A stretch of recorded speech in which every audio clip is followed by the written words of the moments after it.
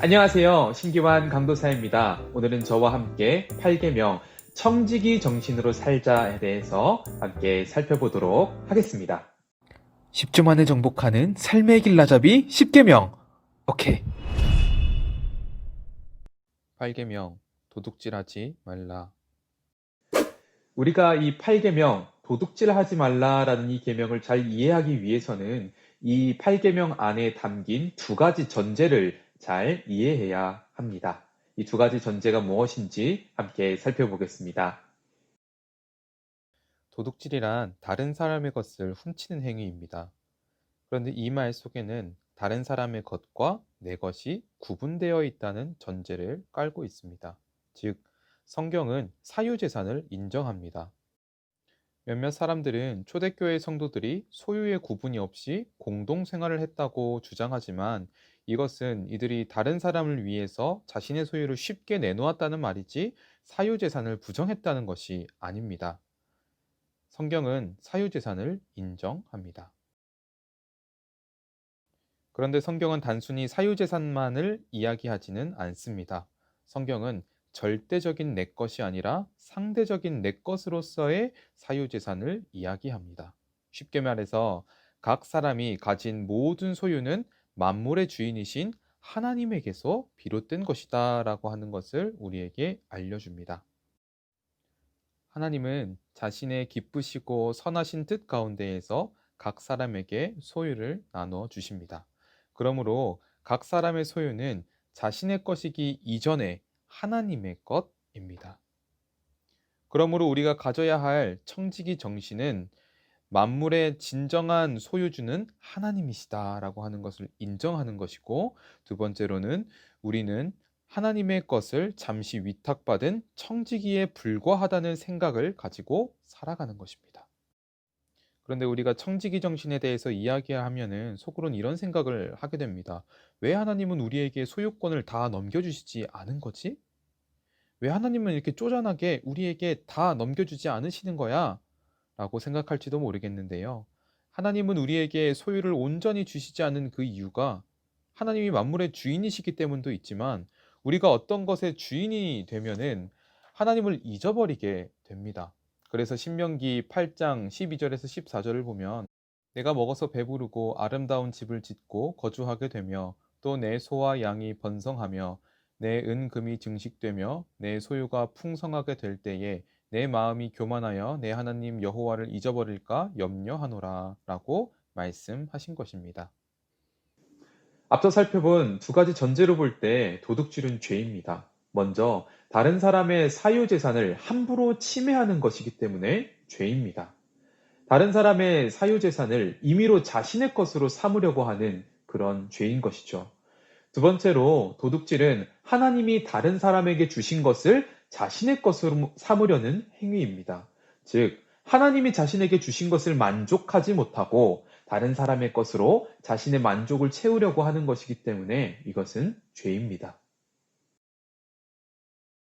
타락 이후에 사람은 모든 것에 대해서 소유권을 주장하기 시작했습니다. 즉, 하나님이 아닌 자기 자신을 위하여서 살아가는 것입니다. 그렇게 하나님은 이 8계명을 통하여서 우리가 하나님의 권리를 인정하는 피조물로서의 삶으로 돌아가도록 하십니다. 그래서 하나님께서는 우리가 가진 재산으로 우리를 시험하시는 것입니다. 예수님은 누가복음 16장 10절에서 지극히 작은 것에 충성된 자는 큰 것에도 충성되고 지극히 작은 것에 불의한 자는 큰 것에도 불의하니라 라고 말씀하셨습니다. 여기서 지극히 작은 것은 이 세상에서 가지는 재물을 의미하고, 큰 것은 하나님의 백성이 이후에 받을 영원한 생활을 의미합니다. 지금 우리가 가진 재물은 재림 이후에 하나님이 주실 영원한 삶에 비하면 지극히 작은 것이죠. 그래서 우리가 지금 이 지극히 작은 것, 즉 우리들의 소유를 하나님의 뜻대로 잘 사용하면은 하나님께서는 이후에 더 많은 것을 맡기실 것이지만, 그렇지 않다면 이후에 더 큰 것을 맡기실 수가 있을까요? 그래서 우리가 가진 재산은 과연 하나님의 것을 잘 사용할 수가 있느냐 하는 것에 대한 시험인 것입니다. 자, 그렇다면 어떻게 우리는 돈과 재물로 하나님을 바르게 잘 섬길 수 있을까요? 이 시간에는 8계명을 어떻게 실천하면 좋을지 몇 가지 방안들을 함께 살펴보도록 하겠습니다. 첫 번째는 도둑질입니다. 도둑질은 눈에 보이는 물건, 돈, 재산, 부동산뿐만 아니라 눈에 보이지 않는 것도 포함하는데요. 다른 사람의 지식이나 지적 재산권을 훔치는 일에 해당하는 표절, 불법 복제 및 복사, 불법 다운로드 등을 포함합니다. 또한 다른 사람과 시간 약속을 지키지 않는 것도 다른 사람의 시간을 도둑질하는 것과 마찬가지입니다. 두 번째는 노동과 직업입니다. 8계명을 지키기 위해서는 자신의 것으로 만족해야 합니다. 그런데 우리가 능동적으로 자신의 것으로 만족하기 위해서 우리가 해야 하는 것이 바로 노동입니다. 도둑질은 수고하지 않고 필요와 욕구를 채우려는 죄인데요. 그러나 이것에 가장 능동적으로 반하는 것은 수고함으로 필요를 채우는 것입니다.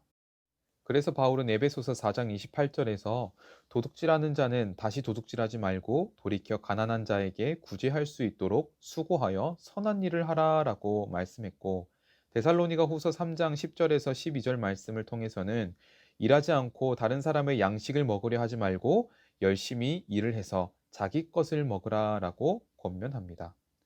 하나님은 각 사람에게 다양한 기질과 재능을 허락하셨고, 각 사람의 필요를 채울 수 있도록 다양한 직업에 종사하게 하십니다. 종교개혁자들은 이 노동의 기초가 되는 직업을 소명이라고 보았습니다. 고린도전서 7장 20절을 보면 각 사람은 부르심을 받은 그 부르심 그대로 지내라라고 말씀합니다. 그러니 지금 여러분이 가진 직업은 하나님께서 허락하신 부르심 안에 있는 것입니다. 그리고 우리는 각자의 자리에서 하나님의 뜻을 이루기 위해서 노력해야 합니다. 세 번째는 일 중독과 휴식입니다. 8계명을 능동적으로 지키기 위해서 노동을 하는 것은 좋지만 이것이 너무 지나치게 되면 죄가 됩니다. 전도서 5장 12절에서 13절을 보면 노동자는 먹는 것이 많든지 적든지 잠을 달게 자거니와 부자는 그 부유함 때문에 자지 못하느니라. 내가 해 아래에서 큰 패단이 되는 일이 있는 것을 보았나니 곧 소유주가 재물을 자기에게 해가 되도록 소유하는 것이라 라고 말씀합니다. 불을 쌓는 것은 끝이 없어서 결국 잠을 자지도 못할 정도로 계속된다라고 하는 것입니다. 그러면서 전도서 5장 18절에서 우리에게 무엇이 중요한지를 가르쳐 주는데요. 사람이 하나님께서 그에게 주신 바 그 일평생에 먹고 마시며 해 아래에서 하는 모든 수고 중에서 낙을 보는 것이 선하고 아름다움을 내가 보았나니 그것이 그의 몫이니라라고 이야기합니다. 즉 성경은 일을 성실히 해야 함을 가르치지만 때로는 그것이 너무 지나치지 않도록 주의하라라고 말씀합니다. 일 중독이 무서운 이유는 자기 힘으로 모든 것을 해낼 수 있다는 착각에 빠질 수 있기 때문입니다. 그렇기 때문에 일 중독은 그 자체로 불신앙입니다. 그러므로 우리는 하나님을 신뢰하는 마음으로 쉴 수가 있어야 합니다. 이 세상 모든 것을 주관하시는 분이 하나님이시라는 것을 기억하면서 잘 쉬시기 바랍니다. 네 번째는 구제입니다. 앞서 살펴봤던 에베소서 4장 28절에서 8계명에 대해서 말씀할 때 도둑질을 멈추는 것으로 끝나는 것이 아니라 노동을 하고 또 구제를 하는 데까지 나아가라라고 말씀합니다. 종교개혁자 존 칼빈은 하나님의 재산을 위탁받은 부유한 청지기가 가난한 이웃에게 물질을 순환시키지 않는 것은 도둑질이고 신성모독이다라고까지 이야기했습니다. 구제는 이웃사랑의 기초이지만 자신이 가진 재산이 어디서 왔는지 제대로 알 때 가능한 것입니다. 바로 청지기 정신이 없이는 불가능한 것이죠. 이것은 윤리적인 문제가 아니라 신앙적인 문제입니다.